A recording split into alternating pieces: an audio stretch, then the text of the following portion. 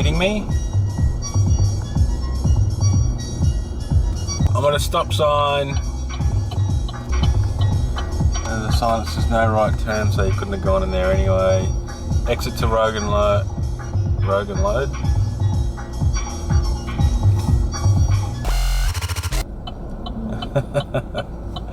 Are you kidding me?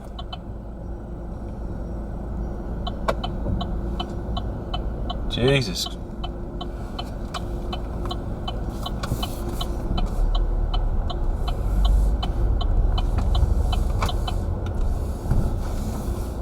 That's I hate this car park.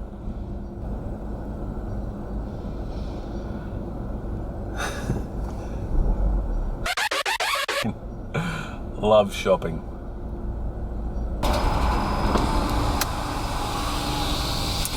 So that's the end of that little shopping episode.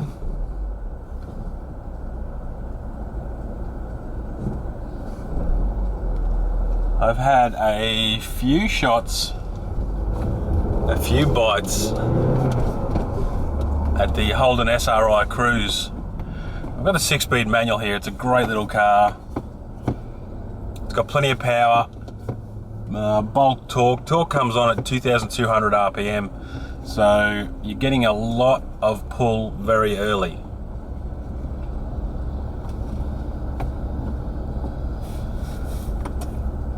So it does all the shopping and all the regular day-to-day duties quite well. When you finish doing that 95% of your day, like shopping and work and taking the kids to school and picking things up and doing errands and running back and forth through town, that last 5%, which I guess you could call your weekend, or usually actually it just squeezes up and bunches up after you've done everything else, but those last couple of hours on Sunday afternoon where you can go for a drive in the country, this is a pretty good car to spend that last 5% in. So really, if they wanted to make this the perfect car for Mick, they could make a wagon version, because then you'd have the added practicality as well, and you wouldn't sacrifice much as far as driving enjoyment goes, because you've still got that lovely little 1.6 turbo that has plenty of torque that comes on very early.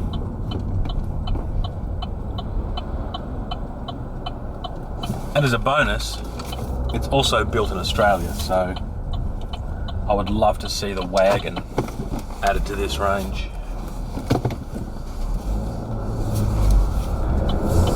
Fuel economy is quite good in the manual. It's around about, I guess, 8 litres per 100 Ks as a combined rating. You get sort of low 7 litres per 100 Ks on the highway, but when you're driving around town in this, if you keep it around about 2,000, 2,200 RPM, then you're just starting to come onto a decent amount of torque from the turbo.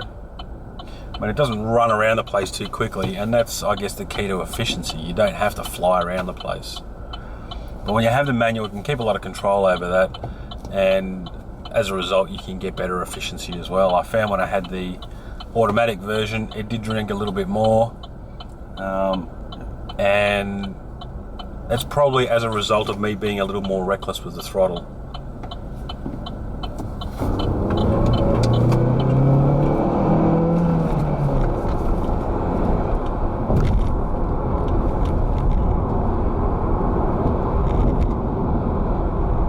So you can still be gentle with this and still have quite a bit of fun. And you've got 6 gears to choose from, which is pretty important too, because although it has a long rev range, you really need power to go with your torque, because the Cruze isn't exactly a lightweight. You can be fooled for thinking otherwise when you go around corners in this thing, because it sticks like glue. But it does get a little bit of understeer as you're coming out of the corner when you floor it, and I guess that's a result of being a front wheel drive as well. Most of the time it points and shoots pretty true. The ride quality is very impressive because this is the 17-inch wheels, not the 18-inch wheels. That's why I'd pick the SRI over the SRI-V. I also like the tech interior with the blue techie fabric. Maybe it just works best in this interior because it's a blue car and you get the blue fabric, I'm not sure. So what about manual transmissions? Do you care about them? Personally, I love a manual transmission. My last car, my very crusty 1999 Holden Vectra 2.2, was a 5-speed manual. And she was no rocket ship, but she cornered fairly well, and you need to have a good awareness about what you were doing to that 2.2 to get the most out of it. But when it responded very well. And with an auto, you jump in, put your foot to the floor and get the best out of it. That's pretty much all you can do. I mean, you can do the manual shifting with the buttons and flappy paddles, or your gear knob shifter, or whatever you've got.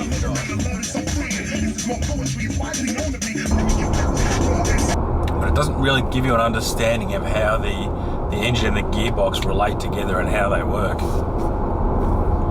I think that level of understanding is quite important, because it gets you further into the car.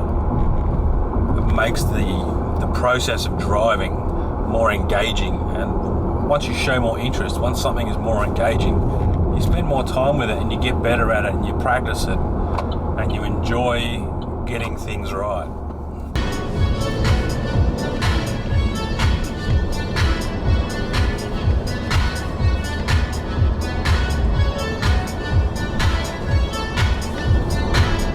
With an automatic anything, not just an automatic gearbox, the primary idea is to pull you out of the process, is to make you secondary.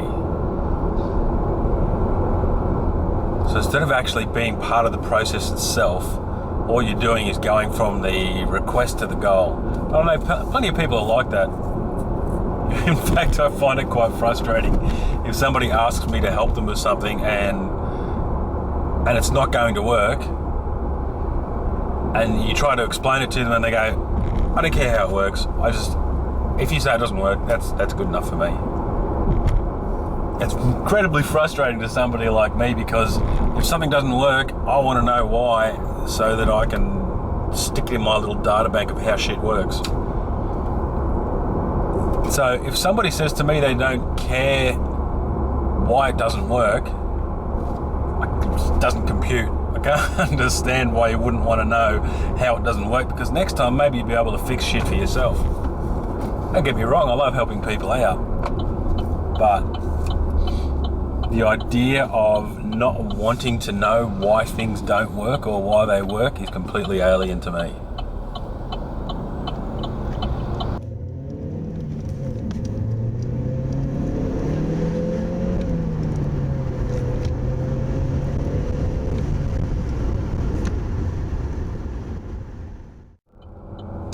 Saying I'm perfect either, because I've got plenty of issues with the way that I drive, but at least I work at it, and I work at it because I enjoy it, and I've got that second level of involvement. So if you want somebody in your family to love cars, buy them a manual. Get them involved, get them inside the process, give them some ownership of how the car actually moves and works.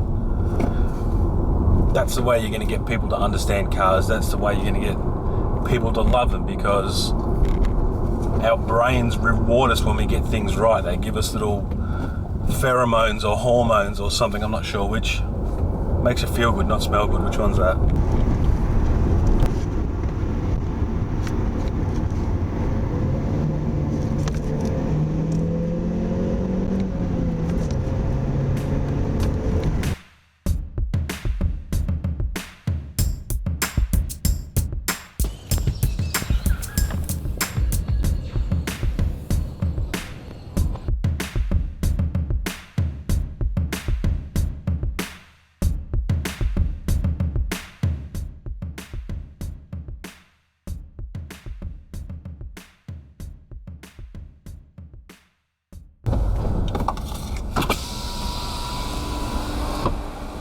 That ticket, you can fucking shove that right in your day.